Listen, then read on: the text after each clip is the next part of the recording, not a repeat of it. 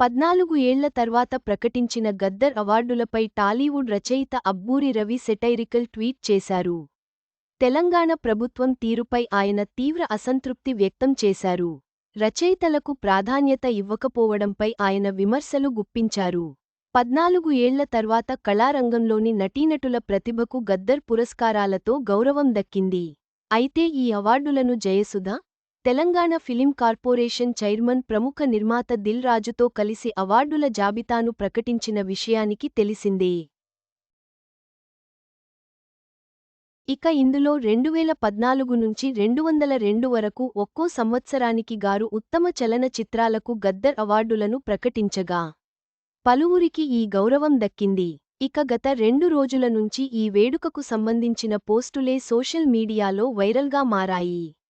అవార్డులు వచ్చిన వారికి నెటిజన్లతో పాటు సినీ సెలబ్రిటీలు సైతం శుభాకాంక్షలు తెలియజేస్తున్నారు. మరికొందరు ప్రభుత్వం తీరుపై మండిపడుతున్నారు. గద్దర్ అవార్డుల ప్రకటనపై ఇప్పటికే నటుడు బండి సరోజ్ కుమార్ కీలక వ్యాఖ్యలు చేసిన విషయానికి తెలిసిందే. తాజాగా ఇప్పుడు టాలీవుడ్ మాటల రచయిత అబ్బూరి రవి ట్విట్టర్ ద్వారా గద్దర్ అవార్డు ప్రకటనపై అసంతృప్తి వ్యక్తం చేశారు. ప్రభుత్వం తీరుపై సెటైరికల్ ట్వీట్ చేయడంతో అది కాస్త చర్చనీయాంశంగా మారింది. సుబ్రహ్మణ్యం ఇది గమనించావా? మాటల రచయిత గుర్తింపు ఇవ్వాల్సిన రచయిత కాదట. పెద్దలు తేల్చేశారు. ఇన్నాళ్లూ ఆ మాటలే కథని ప్రేక్షకులకు అర్థం అయ్యేలా, గుండెకు హత్తుకునేలా చేస్తాయి అని నాతో వాదించావు కదా, ఇప్పటికైనా అర్థం అయిందా నీకు అని రాసుకొచ్చారు. ఇక ఈ ట్వీట్ను కొన్ని నిమిషాల్లోనే డిలీట్ చేశారు. అయినప్పటికీ నెటిజన్లు స్క్రీన్ షాట్స్ తీసి సోషల్ మీడియాలో వైరల్ చేస్తున్నారు. అయితే ఆయన మరో పోస్ట్లో ఎందుకులే సుబ్రహ్మణ్యం ఇవన్నీ మనకు, ప్రశాంతంగా పని చేసుకుందాం అని పెట్టారు. ప్రస్తుతం ఈ పోస్టులు సోషల్ మీడియాలో చర్చకు దారితీశాయి.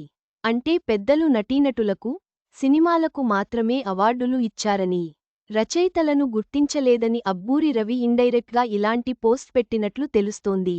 అబ్బూరి రవి ట్వీట్ సోషల్ మీడియాలో చర్చనీయాంశంగా మారింది. రచయితలకు గుర్తింపు ఇవ్వాలని డిమాండ్లు వస్తున్నాయి. ప్రభుత్వం ఈ విషయంపై స్పందించాల్సిన అవసరం ఉంది.